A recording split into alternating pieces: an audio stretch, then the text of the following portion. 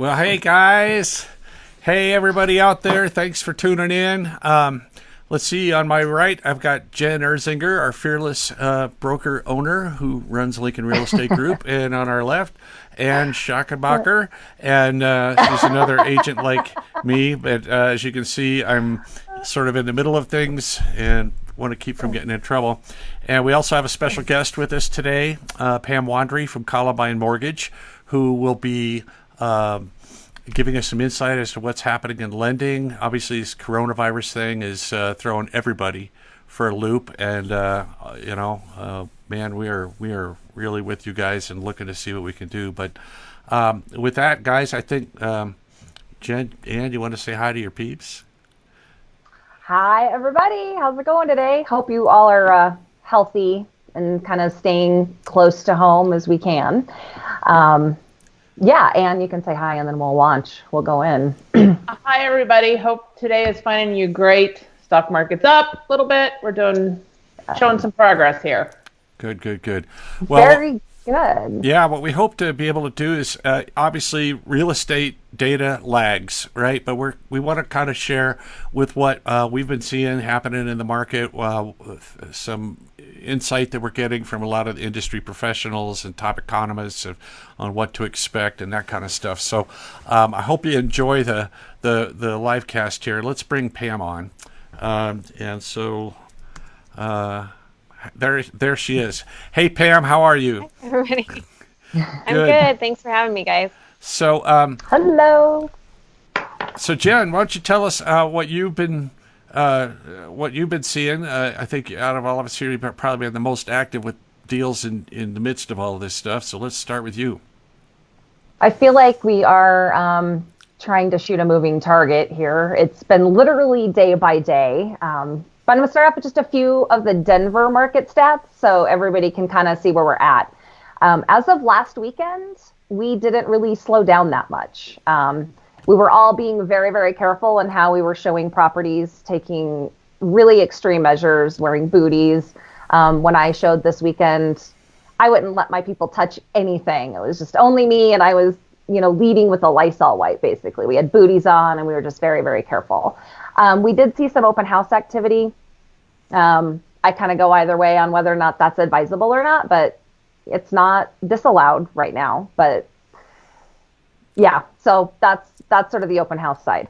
In terms of actual market stats, we had in the Denver metro, we had 3,846 go active. So we're still in a really low, tight inventory market, but we still had a decent amount go live. That's industry, that's Denver metro wide. Brand new listings, I'm sorry, there's 3,846 total active houses on the market right now. 637 of those came active over the weekend, and 601 went under contract. That's a lot. So we had a really busy weekend. That's the surprise. We still closed. Yeah, between Friday and Monday, we still closed 417 in the Denver metro, and there are a ton of people scrambling this week to get their deals closed. It's really backing up title. Well, I was kind of looking at the numbers myself, and it was like, holy cow, they got a run. It's like the run on toilet paper. I was like expecting to see the sales go boom, and I'm like, well, let's see, I see the listings sort of piping down as would be expected, but I did not expect to see the amount of properties going under contract over the weekend. I was like, wow, mad rush for the housing, and maybe it comes with toilet paper or something. I don't know. Yeah, maybe it's like free paper with purchase. Yeah.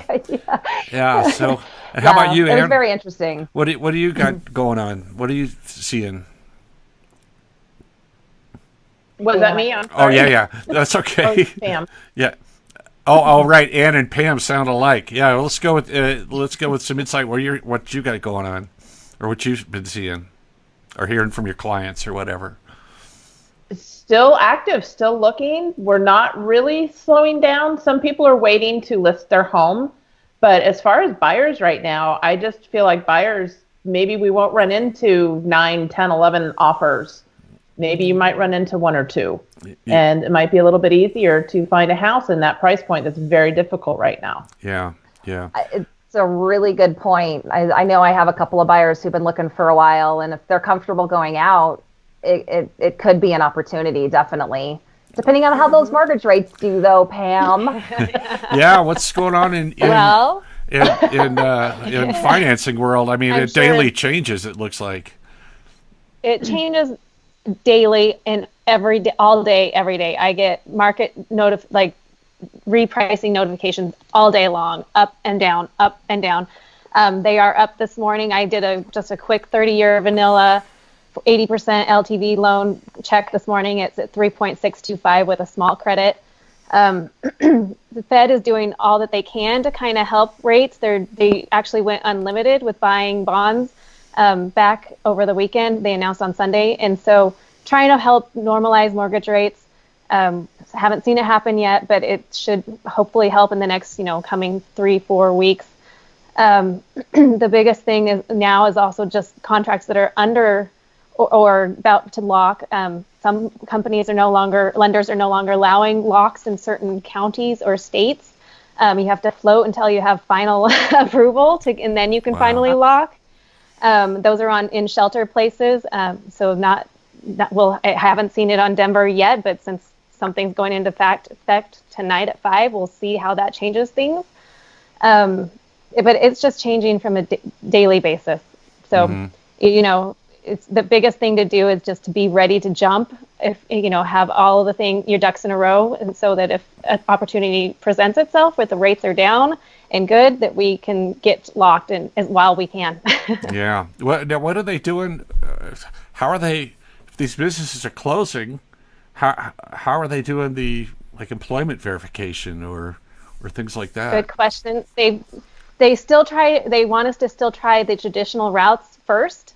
Normal VOE phone call but if they can't get a hold of somebody, they are now accepting emails from somebody in HR as long as it has their name and the company's logo on the signature. They'll take that as a verification of employment. So the Fannie Mae and Freddie Mac have adjusted the way that they're allowing some of these things like appraisals. Same thing. There's a pecking order. If you can do a traditional appraisal, that's what first choice. But if you can't, then desktop. And then sometimes it's exterior only. And so they're changing what they'll accept for now to help get things through, which is huge. They didn't move this fast, from what I hear, clear back in 2008 with trying to make sure things were getting through. But they're really working hard to make sure that the industry is moving along. Yeah. Well, and I tell you, let's see, everybody here listened to that Buffini podcast. This too shall pass. And maybe we could talk, because I thought there were some really good points in there. Maybe we could get you guys to input. I think one of the takeaways for me was that unlike during the housing collapse, the housing is in good shape compared to the way it was before. And one of the big things was I think it was Brian who said, by the way, if you're tuning in, we will have that podcast posted here on our pages. It's really, really informative, and it's Brian Buffini interviews Dr. Lawrence Yov, who's the chief economist for National Association of Realtors, and the guy is just brilliant. But he was like, okay, well, the thing about this one just stuck with me is the thing is that people in their houses right now, they didn't lose 30% of their home value like the stock market. So at any rate, I thought we'd just open it up. And Ann, what was your takeaway on some thoughts out of that podcast? I thought it was spot on. I thought it was very, very accurate. As you might know, or I'm not sure we've talked about it, I was doing mortgages in 2008 in California. So literally was at ground zero. Oh, geez. And it got ugly very quickly. But there was a reason that occurred. And a lot of that had to do with the type of mortgages that were available at the time. At the time you could do those negative amortization loans. You could do no income, no verification of employment. I mean, basically you gave them your social security number and you got a loan. There were a lot of people that got into homes with 100% financing. There was no down payment, therefore no equity in your home. Mm-hmm. And yes, things were rising very quickly overnight, but we were in just a weird time where real estate had no business doing what it did. And when it came down hard, and people really got caught up in that, and they could not afford to refinance, and their homes were worth less than what they paid for them. They just walked away. Yeah. And that's what we saw back then, and we are not seeing that now. Well, and the it's amount of equity people have now is I think 3/4 of the loans right now have higher than 80% LTV, loan to value. Mm-hmm. So we did not have that back then. Yeah.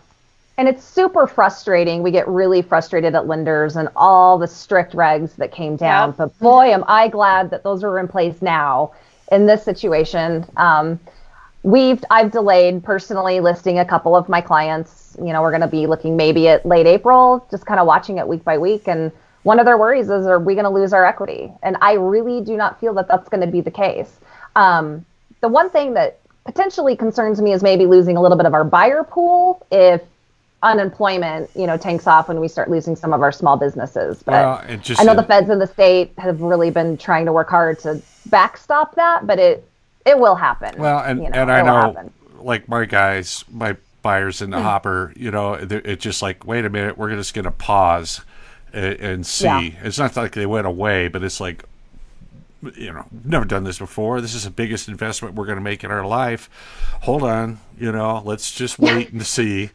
Not a good environment for the first-time buyer, that is for sure. Yeah. What are you hearing from your people, Pam? Well, most of what's going on right now, besides purchases, is that it's hard to say what to do. If they find a place and we can still lock, I'm saying let's do it while we can. A lot of my refinances, I'm actually saying let's kind of wait. Mm-hmm. I know I fully believe that rates are going to come back down and normalize, and so unless there's a pressing issue where somebody has to buy a house and they're under contract, okay, we lock. Refinances, unless the client is like, no, I want to do it now, I'm like, let's just wait a second. It's kind of what I'm advising most of my clients right now. Yeah. What are you thinking would be a safe contract to close time? I mean, we usually try to do that 25 to 30 days, but locks are freaky right now. So we're locking on all my locks right now are 45, and now we're going to 60. 60 days. Mm-hmm. So if we're writing contracts, 35 days? Yeah. Should we be writing 40 days? We've told some of our agents when they've come back to us with a contract with 30 days and said, we can't do this. We won't do it because we can't. There's absolutely nowhere. The lenders are so bogged down right now that they cannot keep up with the volume, and it's just feasibly impossible for us to get it through. We don't really have the appraisers in the Denver and that doesn't help either. Yeah, that doesn't help either. Yeah, the appraisals are taking longer. I mean, just every step of the process is tripled what it used to be. I just got a comment that said we have improving? No volume here, guys. I'm going to switch the three of you to screen while I try to figure out why we don't have anything going out. I'm pretty sure we do. So hang on a second. All right. Oh, that's not. You don't want me. Let's go to you three, and I'm going to see what's going on here. We got Soundflower going out. I had volume on here. That's odd.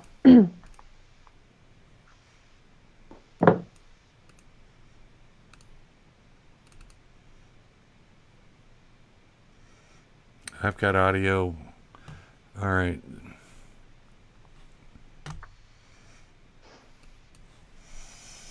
Okay, guys. Sorry, we got. Here we are. Yeah, Anne's showing no microphone, or she's showing off. That's weird. Yeah, I muted myself because somebody walked by my house, and the dogs. Okay. I'm just going to comment back. The work at home hazard. We had a comment that came in here, and this is for Leela Kathka. I think on the right-hand side of the Facebook feed, there should be a volume control on your computer, because I just checked the feed going to our Facebook page, so it's there. So we can continue, guys. Good. And how are you, Matt? How are you, Leela? Good. So, Just to answer Ann's question really quick, we don't see things picking up yet. Not yet. Purchases, they do prioritize. Most lenders prioritize purchase loans, and so they do really work on trying to make sure that those get through.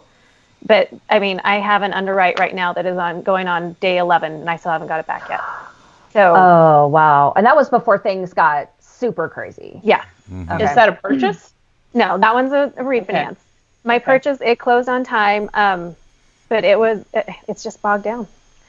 So, and they're still trying to figure out the whole, they can't hire enough people on to manage the volume that they're working evenings and weekends, and it's just, they're slow right now. Yeah. They don't have the manpower. Yeah. So, another thing that we talked in that podcast that they talked about was how things might change. I mean, we might have permanent changes as a result of all of this, on the way that we do business, from showing homes to, even interacting and just in the process of getting this Livecast together, I was like, wow, this Skype thing is pretty cool.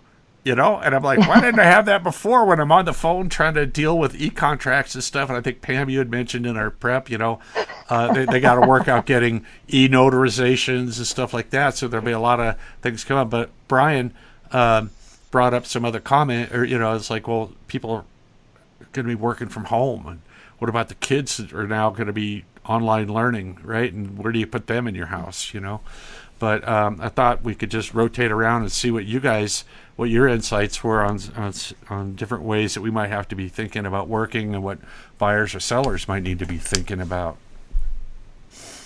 Well, I think for the short term, hopefully not long term, but as we start getting listing clients, our initial appointments are usually in-house, sitting at the kitchen table, and that's probably not going to be the case for a while. So we're probably going to move to a model where, okay, take me on a FaceTime or a video tour of your house, because it's hard for us to come up with solid pricing if we don't exactly know what your house looks like. Right. So, we're probably going to start doing a lot of remote. Buying houses remotely is rough. I would never purchase a house that I haven't seen before. I think that's going to be a little bit tougher sell to the buyer market, and I don't blame them because that doesn't even make me comfortable. There's nooks and crannies of homes the photographers do a very good job of hiding, and even with the new 3Ds, there's some things that definitely photography hides well. Yeah, yes. Exactly. That until you're sitting in a house. So that's kind of my thought on just the short term. Mm-hmm. And I'm also going to think. I think the virtual tour can help in the sense that if a client has, I want to see these 10 homes on Saturday. Well, if they look at the virtual tours of all 10, maybe they knock that down to 3. So you're not running around everywhere. You're just running to the few that are going to be more of actually potential. More of a potential that they actually might want to buy and be able to rule out 7. That's 7 homes you're not looking at. I feel really thankful that we are in the technology times that we are, because we do pretty much have our buyers and sellers online looking. I mean, that's pretty much their first stop, Yeah. Most buyers have a pretty good idea, except for some of the gotchas of what we're walking into. So that's good. I'm glad we're not back in the early 90s trying to do this. We would be sunk. We didn't have cell phones then. I know, we did not. Yeah. Crazy. So. Yeah, well, and with mortgages, a lot of it is online and not in person. But the way Columbine, we have built our business and our offices is to bring people in. We want to meet with our clients. We want to be able to go through a loan, not necessarily a loan app with them, but go through loan scenarios and print out fee worksheets and run rates right in front of them. Obviously, a lot of people don't want to do that right now. And so Zoom has been huge. Being able to still have that face-to-face time and show our screen and show them, people are visual and be able to see what it really means, what a discount rate is versus a credit and what that is. So yeah, I'm grateful for the technology we have that we're able to do these things. So do you see these new regulations that they're putting in place, like if they do get an e-notarization policy in place, do you see that getting rolled back once we sort of stabilize? No, because other this is states like are already the new norm? going that way. Okay. Colorado just hasn't. I believe we probably will eventually get to where we have e-notarizations, especially because of this having happened. I think they may see more value in it. Right. So I don't think it'll go away. I think it'll probably make it more prevalent. Okay. Which would be good for a lot of people. Yeah. Well, and something I kind of see coming down the road too. We've had the radon test, we had lead-based paint testing, and of course this is the big unknown. But are we going to be seeing, sellers needing to get their place sanitized before they go on the market, and I'm sure the lawyers are going to have a heyday with this, disclosure, the COVID disclosure. Nobody in the house has ever had COVID. Do not say that out loud. But Don't give them any it's a ideas. reality. I mean, it's like, okay, in what, 2 weeks' time, man, the world has changed, and while even if they come up with a virus and stuff like or a vaccine or stuff, there's gonna be things in people's minds, and I think Jen and I, we were talking earlier. I mean, we've always been in the puzzle, the problem solving business. I mean, every transaction's got its own little unique things. And when we went through the housing collapse and we went through these other things, it was like, okay, we had to figure out how to remaneuver. And I am certain real estate industry is going to be able to work through these roadblocks. And I think it's not like, I think that one of the takeaways going back to that podcast was that, we might hit a little bit of a slump for a little bit, but then when this thing kind of settles down, they're predicting that things are just going to ramp up. And so if our spring surge gets pushed, and it pushes into summer, we should be in good shape. I mean, they did say, yeah, we'll probably see a short-term negative impact, and I could, if demand slips, obviously prices soften and stuff like that, but not nearly like we were dealing with software. But I think part of what we're talking about is gearing up to be able to not only handle the new circumstances that we're going to be dealt with, but we're going to have a lot of people to take care of, and so the spring, for the people just tuning in out there, spring is a busy season for real estate and buyers. It's the curve. Let's see if I can do this on the camera. So it goes up and down. I don't know if I did that right or not, but you did. But we kind of got this whole thing came in right at the peak of where the wave was starting, and so a lot of people are regrouping and thinking about that. But no, I think just in our discussions, being able to talk about using Skype and the technology and kind of already starting to think through, well, how are we going to get them into the house? How are the inspectors and the appraisers going to be doing stuff, and starting to come up with solutions. Just part of the reason for this thing. But yeah, maybe we just do a roundup, not a roundup. Like, what are your thoughts? Round table? Yeah, round table, right? My big thing was like, wow, and I think Jen already mentioned it, was, being able to use Skype and work remotely. But in terms of dealing with buyers and listings and stuff and showings, maybe what are we kind of thinking we might have to do in the future? Thoughts? I'll tell you, there's certain months that I don't even let my clients list, and I have no idea what that looks like now. It's like, is July going to be our busiest month this year? We're really going to have to watch the numbers close and watch the trends very, very closely as we come out of this. Again, like I mentioned at the beginning, we haven't really slowed down. Now, this weekend's activity is going to be a bigger indicator, I think, especially as we are starting to get to stay at home, status.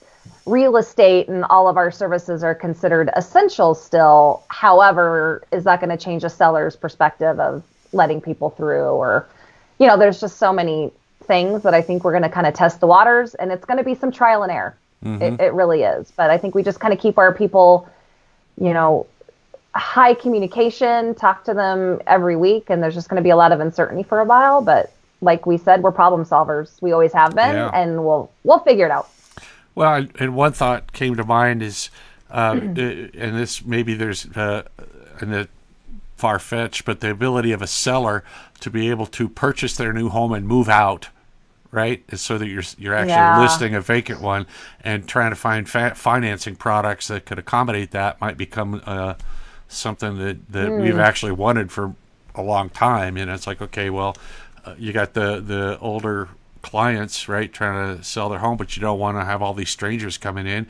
And if they're 60 and above or they're susceptible to this, well, maybe we've got a little paradigm shift happening in that respect. It's the COVID bridge loan. The COVID bridge loan.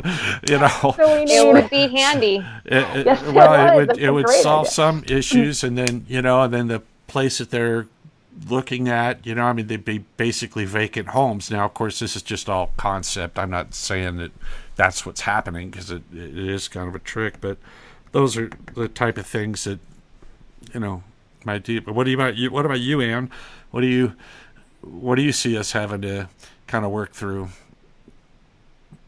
I think the hardest thing I think we have to work through is perception. Mm-hmm. And the fact that, we had the crash in 2008, the ones that went through that might still remember it, but there's nothing on in any indication whatsoever to say we're going to go through anything like that this year. Mm-hmm. Home inventory is still low. Yeah. There's more buyers, there's more demand than there is supply. That's not going to change. There's some things that kind of came to a head at the same time, as far as the refi boom and the stock markets and buying on margin and all those kinds of things that kind of came to a head anyways and converged. And then we threw in the virus.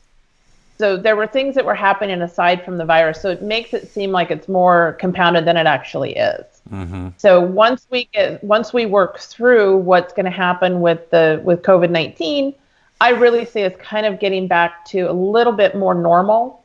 And I see housing prices still rising in equity and everything like that, but maybe not at the rate we were seeing. I think we're going to have a pickup again once we get past all the shelters in places and everything like that. And, we don't have to worry about the spread of this virus, but it's going to take us a little bit of time to get there. And when exactly is that going to be? 2 weeks, 4 weeks, 6 weeks? Right. That is a little bit of the unknown. That's the part we don't know yet. Right. And to what Pam said with the 3.625 with a small credit, is it possible we're tag greedy?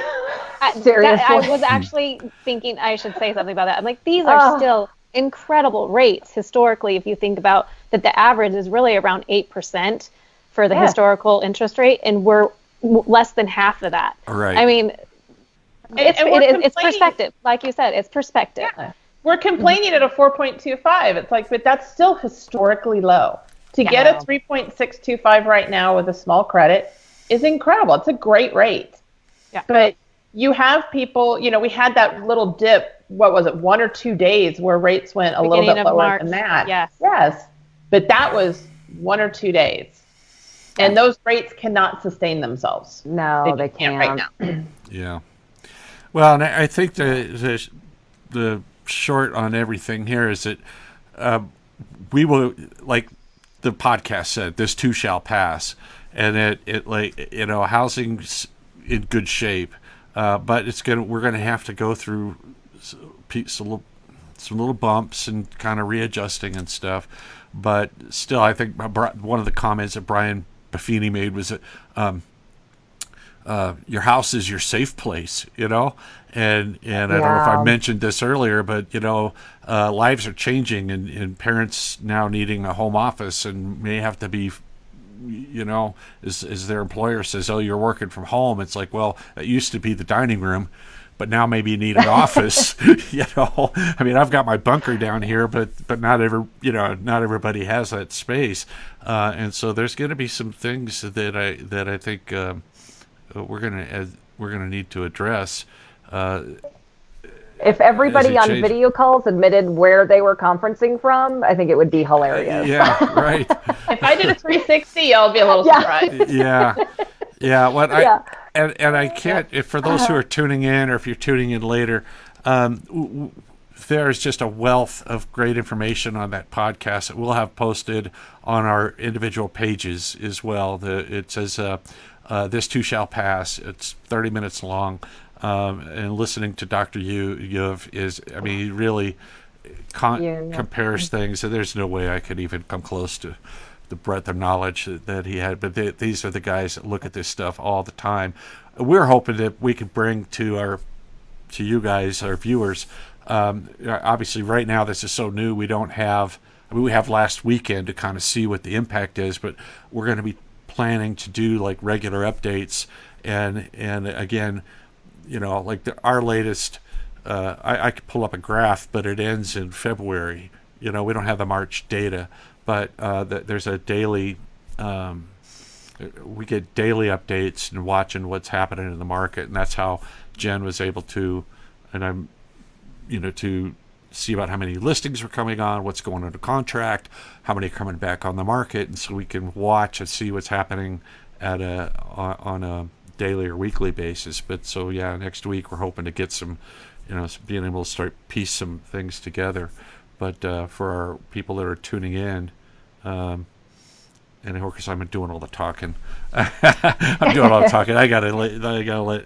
Is that I think the takeaway that I've heard from everybody is that housing's, we're in much better shape than we were before, and that's I think important for our buyers and sellers, our clients. But Well, it's a new gig economy. It's going to be interesting to see the niche markets that come out of this. I'm curious to see all the businesses that are going to rise from this. So it's going to be some interesting times, but we're all going to be okay. And obviously our hearts are with everybody that are dealing with financial uncertainty right now. I mean, we're not trying to make light of that piece. And there is a mess happening out there. Mm-hmm. But from a housing standpoint, we're very solid. And I don't say this ever, but thanks to the lending that was put in place and the standards that was set, that's why we got backstopped very well. And thank goodness for that. So, yes. Yeah. Well, that made a huge difference. It did. If we had those kinds of loans that we had in the beginning of the in 2005, 2008, around then, we'd be in a mess right now. Mm-hmm. We would be. But we don't have that. Mm-hmm. Yeah. They don't exist anymore. Right. So people have a little skin in the game, and what was going on back then is when they had to sell, they lose their job, they couldn't cover for a few months, and then they had no equity. They had nothing there, and they couldn't even afford to sell it. They couldn't sell. And then, I mean, I think all of us rode through that. That was miserable. Mm-hmm. I just never want to go through that again. I mean, how many times did we just have to cancel people to walk away?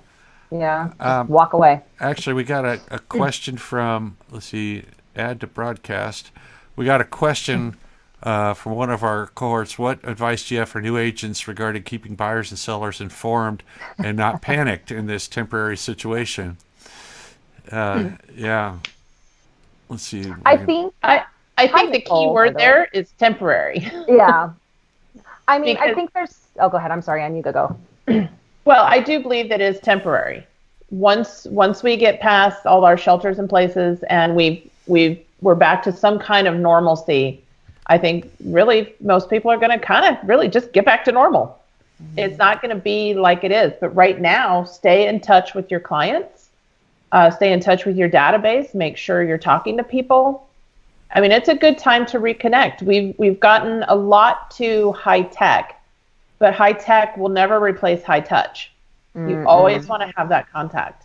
And I love my clients. I do. I talk to them all the time because I like them. Yeah. Well, and that's always good. Well, and Nicole, also just, some people are going to be at risk. And I think that that's something everybody is going to have to accept. And that's going to be part of your job, frankly, and I know you are in the service industry as well and serving, and I know this is going to really impact you in a very different way. But just having your people take a deep breath if they're in an at-risk industry, just keep saving all that they can. Let's just take a deep breath. The feds are not going to make any drastic rates on interest rates. I mean, if this was ever a time that we are safe on rates, it's now, and it's going to be that way for a long time. So things aren't going to skyrocket. If we do dip a little bit, it's not going to be far, but it also could create some interesting opportunities on the buy side. So just have your buyers just deep breath. It will be okay. I've got another comment here from a Rich Peppy, and he says definitely trial and error. If the situation goes on for a long time, the bridge loan might be possible. It's very difficult to buy a home online. And you spoke of the last housing crash, but I noticed that some lenders are offering 100% with no down payment or poor credit. I think we're headed in the same direction. Your thoughts, and I'll throw that both to Pam and Ann. Do you guys see that? I have not seen that. That might not seen that. It may be smaller branches or something trying to draw in something, but the big lenders that I work with, they're actually pulling back on lots of loans. Non-QM has kind of dropped off the face. Jumbos are being, stopped on a lot of lending. They're pulling back right now. They're not trying to make it easier to get a loan, like for unqualified people. They're trying to help people that are qualified by making it easier to through the process, but not for qualification purposes. I haven't seen anything less than 3% down, 3.5%. FHA. Some conventionals might do 3%, but even at 3%, you have skin in the game. Yeah, it's not 100%. And with poor credit, I mean, Pam, what's the lowest you can go to? I mean, I've seen 580. 580 for FHAs, but good. I mean, that's low, but no, mostly 620 and above. For a conventional. Well, that's good. But I have seen some of the low. I have seen some of the banks offering their own version of a 100% program. No MIP, and it would kind of, I don't have the details on it, but I think they're funding their own loans and stuff. But they're not going to be able to sell them to Freddie and Fannie. Right. And there's no way we'll ever go back to the types of loans that were available pre-2008. It's just not going to happen. No. I mean, even some of the bank statements, sort of those, those are kind of coming back, but the lowest down I've ever seen on those is 10%. And they'd really like you at 20. Yeah, the non-QM, but like I said, those are going away right now. Yeah. Those lenders are pulling back and saying, we can't do these right now. Smart. Yeah. And not great rates anyway. No, they're higher. Yeah, they're definitely higher. But for some self-employed people, it's the only way they're going to get in. Yeah, absolutely. So there's still possibilities. There's a need for those. Yeah. Well, there is. I mean, I'm self-employed. You're self-employed, Jen. Tony. We're all self-employed.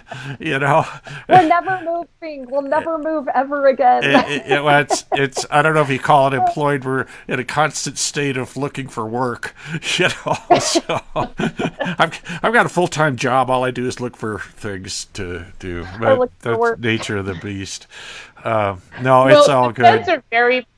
The feds are very proactive right now. They're going in and buying, like Pam said, all the treasuries. They're buying up all the bonds. Well, on our time, I've never seen anything like it. I mean, within a week, they had all sorts of new things coming out. Then Freddie and Fannie, there was an article up that said they were postponing foreclosure action and stuff like that. And I was just like, now they're trying to help renters too. Well, and I have never seen that before in the housing collapse. I think they learned from 2008. I think they really did. And they're trying to make sure that we don't get into the same kind of situation. Yeah. And this was literally immediate. I mean, this happened within 10 days? It's unheard of. I've never seen anything like it. Now, can you guys, for the lenders, not everybody understands what buying up treasuries means. Can you go a little deeper into why that is good? Yep.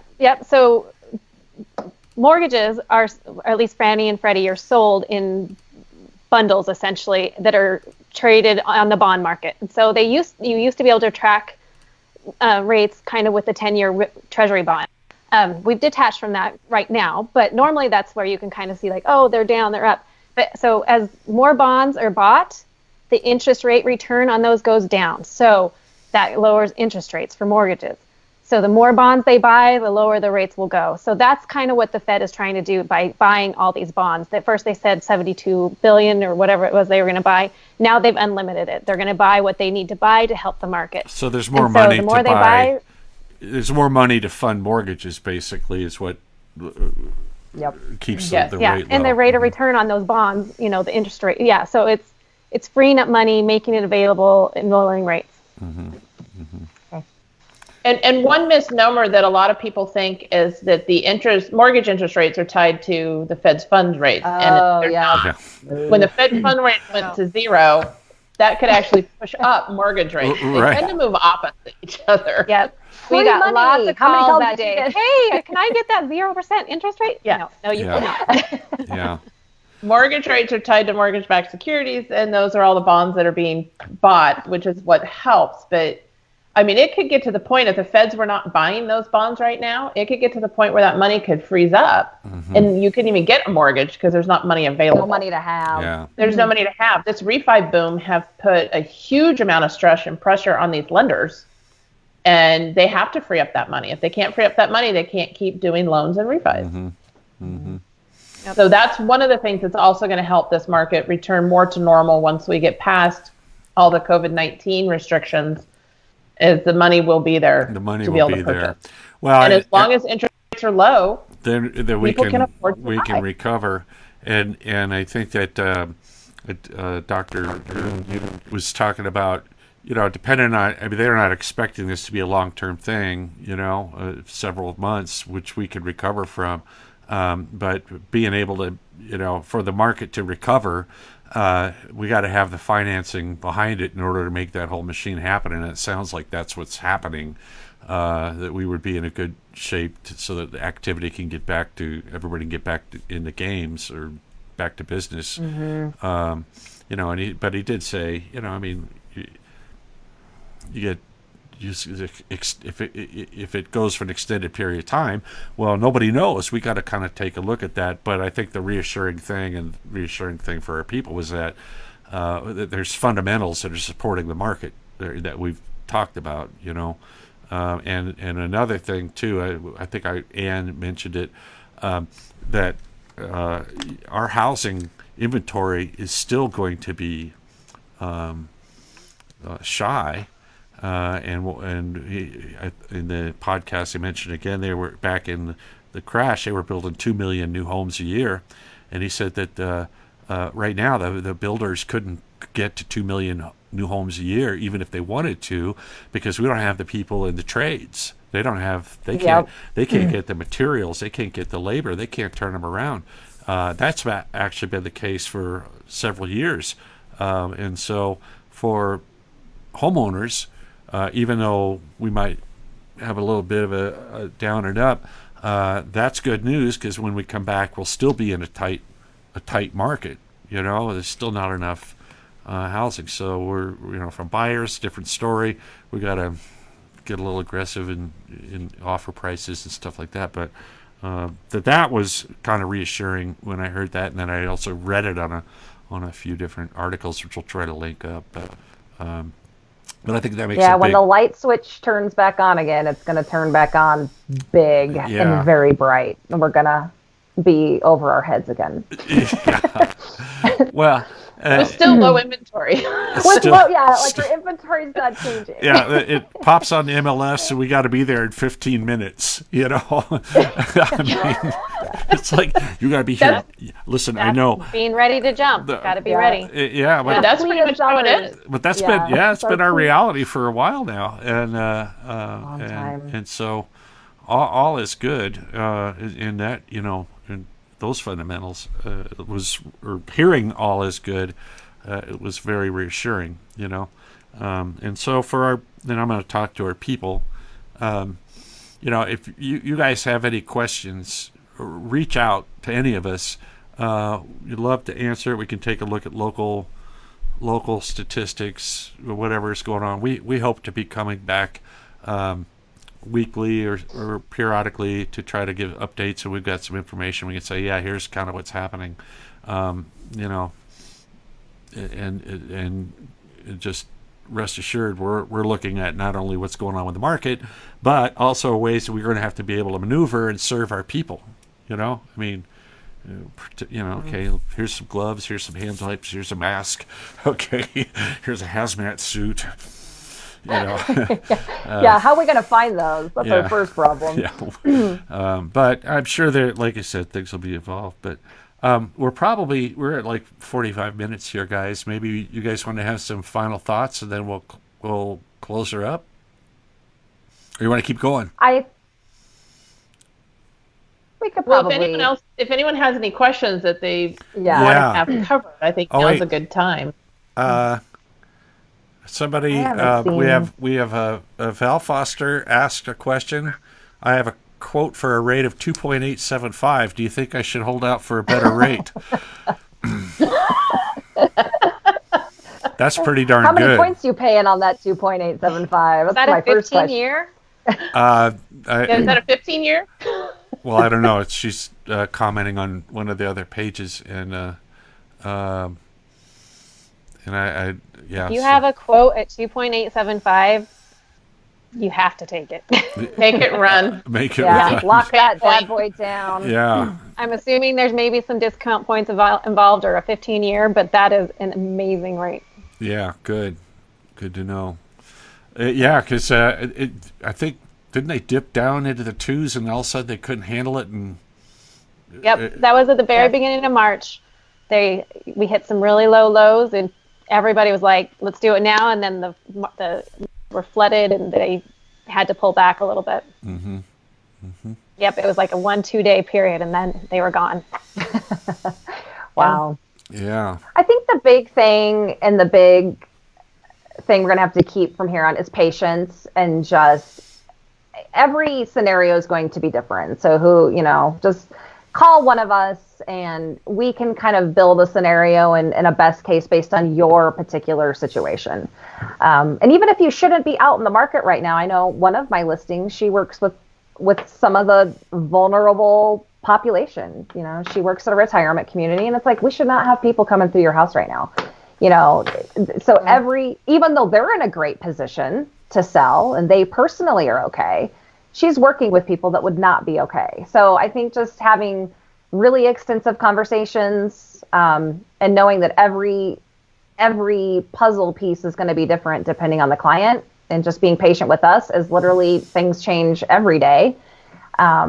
Just, like the moving target, like we talked about in the beginning, but we'll be okay. We'll be okay. Well, and I think we had spoken privately about how, there will be things that change in the way that we write contracts and the way that dates and expiration dates are happening. There may be some environmental concerns that need to be addressed, and all that's evolving. But I think we're staying on top of it because, it's the new world, brave new world. Yep. Okay. All right. No overlapping showings. All right. We got that. We adjust, and we can. I'm confident we've been through a lot of bumps. Obviously, never anything like this, but the dynamics were the same. I mean, the housing collapse posed all sorts of challenges across the board.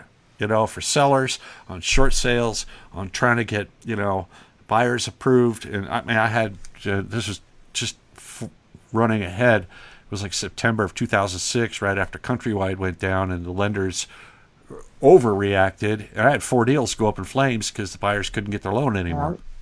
So, but it sounds to me like we don't have that. It sounds to me like everybody's being a lot more proactive in terms of, the feds. Everybody and Fannie wants Mae this to keep going. They want the industry to keep moving. We got to keep this thing together, and I'm sure that we will. Just a kind of odd time, but. Yeah, just in closing, I would say, for agents that are listening, if you're going to go under contract, be in touch with the lender. Make sure you know what their timeline is going to look like before you finally say, before you write the contract. Just touch base with them. And like I said, rates are still great. So even if they do go under contract, they're going to get a great rate. If they can't lock right now, I still feel like, in 60 days, the rates are still going to be good. Yeah. And that may not be the 3% we locked at, March 2nd, but it's going to be good. Mm-hmm. So Good. we're still in a good place. Good. Now, this is all good news, man. Well, with what do you got, Ann? Ann has to. Yeah, Ann has Ann's to got to close. get her closing in. I'm just kind of, I don't want to say I'm riding it out. I mean, I'm doing what I can as far as the virus with the self-isolating, that kind of thing, because I want to be very aware.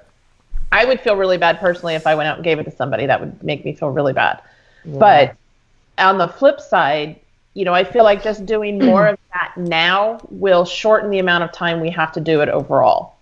Because the more we are aware of staying home and staying away from others, the faster this is going to resolve itself. Mm-hmm. On the flip side, I feel like this is sort of our new norm at the moment. But once we get past this, we're going to have another new norm. And that new norm, I feel, still involves a very healthy real estate market and housing market. And people are not going to be losing equity. We're not going to have a crash. We're not going to have a stock market crash. A lot of what you're seeing is corrections from people that got overzealous and bought on margin. There's a lot of that going on.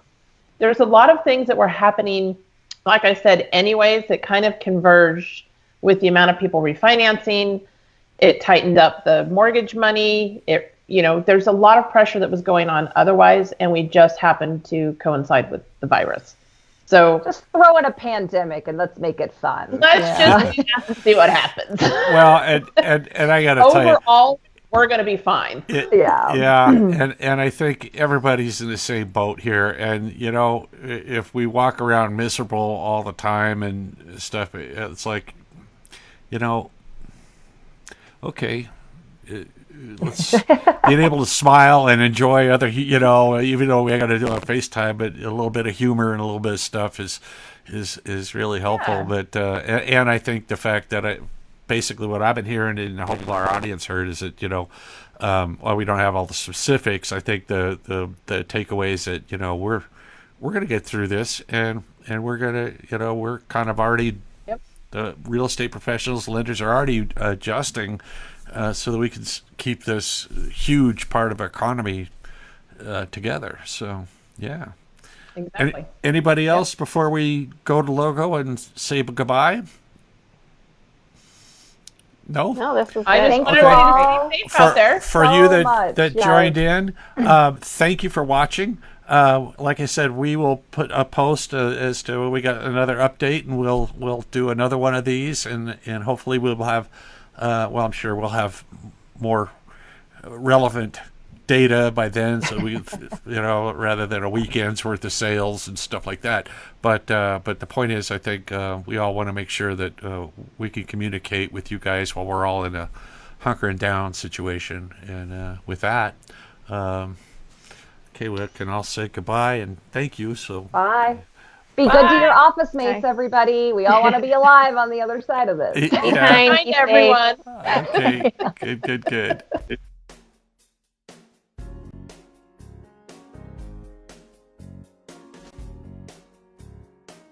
I think he can come back once he... Okay. That was fun. That was good. That was fun. Yeah. So I was thinking